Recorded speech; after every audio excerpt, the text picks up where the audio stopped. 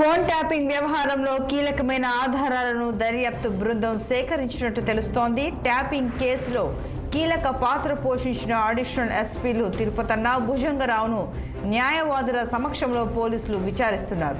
ఈ నేపథ్యంలో అరెస్టు అయిన అడిషనల్ ఎస్పీలను సస్పెండ్ చేస్తూ డీజీపీ రవిగుప్తా ఉత్తర్వులు జారీ చేశారు.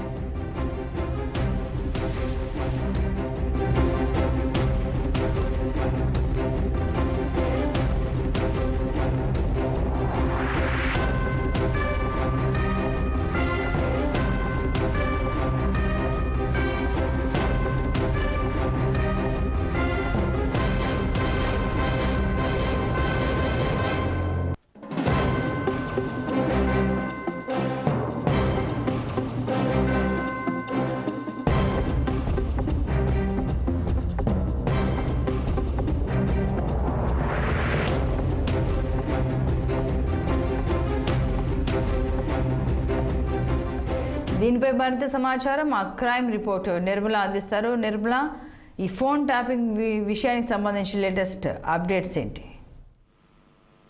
సంతోషి, ఈ ఫోన్ ట్యాపింగ్ లో మాత్రము ఇప్పుడు భుజంగరావు, తిరుపతన్న ఎవరైతే ఉన్నారో వీళ్ళకు 3 రోజుల కస్టడీలో కూడా విచారించడం అయితే 3 రోజులు పూర్తి చేసుకుంది. ఈ 3 రోజుల కస్టడీలో మాత్రము చాలా విషయాలు కూడా బయటకు వస్తున్నాయి. ఎందుకంటే ప్రణీత్ రావు, రాధాకిషన్ ఇచ్చిన స్టేట్మెంట్ ప్రకారమే ఈ దర్యాప్తు అంతా కూడా చేపడుతున్నారు. అక్కడ ఈ విషయంలో కీలక అంశాలను కూడా బయటికి రాబడుతున్నారు బంజారాహిల్స్ పోలీసులు అయితే.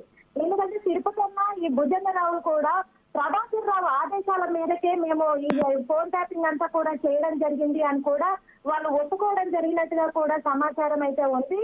మరి ఈ రాధాకిషన్ రావు కూడా తను ప్రభాకర్ రావు ఆదేశాల మేరకే నేను ఇదంతా చేశాను అని కూడా తను ఒప్పుకున్నట్టుగా కూడా తెలుస్తుంది. తను ఇచ్చిన స్టేట్మెంట్ ప్రకారం కూడా దర్యాప్తు అయితే చేపడుతున్నారు. ఈ దర్యాప్తులో మాత్రం చాలా మంది కూడా బయటకు వచ్చే అవకాశాలు ఉన్నాయి. అలాగే తొందరలో కొంతమంది బీఆర్ఎస్ నాయకులకు కూడా, అలాగే పొలిటికల్ వాళ్ళకు కొంతమందికి కూడా నోటీసులు ఇచ్చే అవకాశం కూడా ఉంది. వాళ్ళని కూడా వీళ్ళు ఎంక్వైరీకి, విచారణకు పిలిచే అవకాశాలు ఉన్నాయి అని కూడా బంజారాహిల్స్ పోలీసులు అయితే తెలుపుతున్నారు.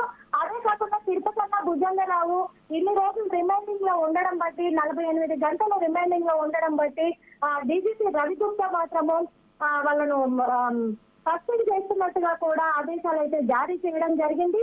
అదే కాకుండా టాస్క్ ఫోర్స్ ఎస్ఓటీ పోలీసులను గత బీఆర్ఎస్ పార్టీ ఎన్నికల్లో మాత్రము రవాణాకు వాడుకున్నట్లు కూడా దర్యాప్తు బృందం అయితే బయట పెట్టడం కూడా జరిగింది. అంతేకాకుండా ప్రముఖ వ్యాపారులను కూడా బ్లాక్ మెయిల్ చేసి బీఆర్ఎస్ ఎలక్ట్రాల్ బాండ్లను కూడా కొనుగోలు చేశారని కూడా విచారణలో అయితే వెల్లడైందని కూడా సమాచారం ఉంది.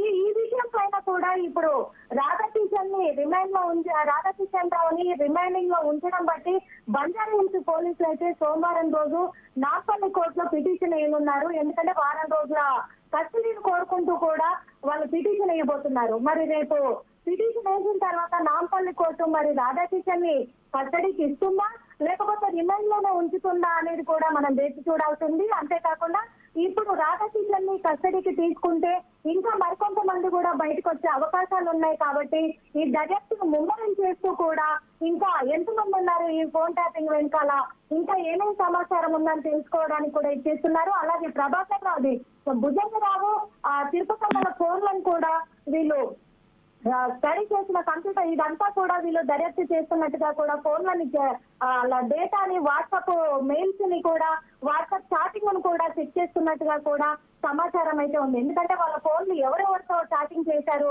ఎవరెవరితో మెయిల్స్ పంపించారు, ఇవన్నీ బయటకు వస్తే కానీ మిగతా అంశాలు కూడా బయటకు వస్తాయనే పరిధిలోనే వీళ్ళు అవన్నీ కూడా చెక్ చేయడం కూడా జరుగుతుంది. అందుకు దీని తర్వాత ఇప్పుడు ఎవరెవరు బయటికి రానున్నారు, ఇంకా ఎంతమంది బయటికి రానున్నారు అనే అంశాన్ని కూడా మనం చూడాల్సింది. ఇప్పటి వరకు అయితే ఉన్న సమాచారం అయితే ఇంతవరకు ఉంది.